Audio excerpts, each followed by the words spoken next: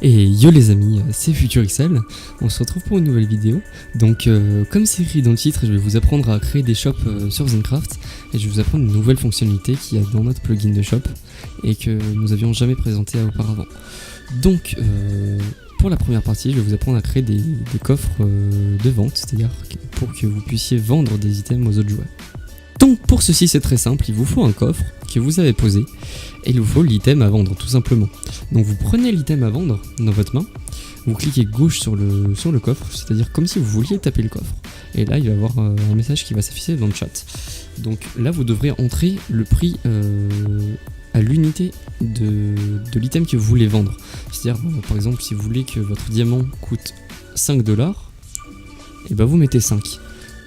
C'est-à-dire que un diamant coûtera 5$, c'est-à-dire que si un jour on achète 10, et bah ça vous reviendra à 50$.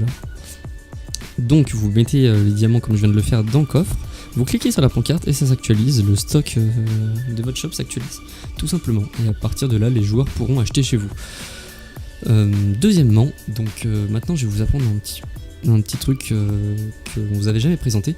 C'est pour créer des shops d'achat, c'est-à-dire que les gens pourront venir vendre leurs items chez vous, tout simplement. Donc je vous montre ça tout de suite. Donc c'est très simple, vous posez votre coffre, vous prenez votre item dans la main, vous cliquez. Donc à partir de là, vous mettez le prix auquel vous voulez acheter les diamants. Par exemple, si vous voulez acheter 10$, c'est-à-dire que les gens pourront vous vendre un diamant pour 10$, vous le mettez.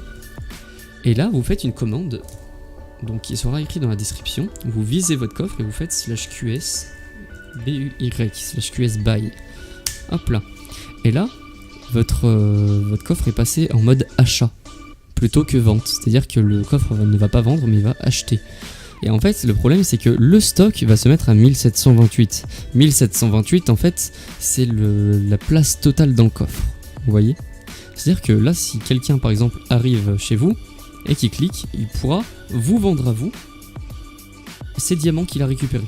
Par exemple, si vous voulez du coup récupérer un certain nombre de diamants, le joueur pourra venir chez vous les vendre et ça retirera automatiquement sur votre compte. Donc plutôt que vous alliez chercher chez d'autres personnes des diamants, c'est les gens qui viendront à vous pour vous en vendre.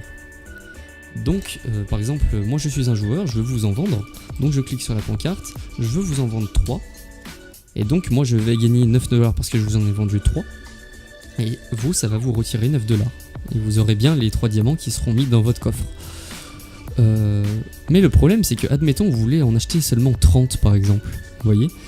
Par exemple, vous voulez en acheter seulement 30 parce que vous n'avez pas envie d'en acheter 1700. Si, admettons, si quelqu'un vient vous en vendre 1700, il va vous vider votre compte bancaire sur le serveur.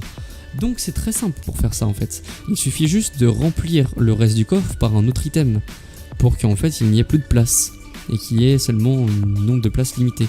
Par exemple, si je veux en vendre si je veux pouvoir en acheter qu'un stack, et ben je vais bloquer tous les autres emplacements sauf un seul stack. Hop là, sauf un seul stack, vous voyez. Et c'est-à-dire que là, si j'actualise, les gens pourront vous vendre seulement un stack au total.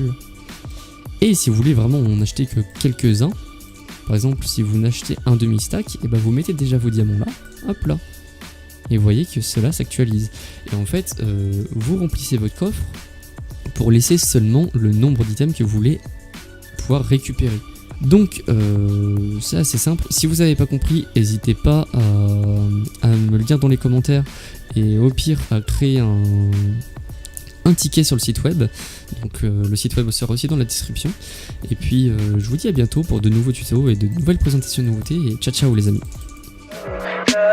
Tell me pretty lies, look me in the face, tell me that you love me, even if it's fake.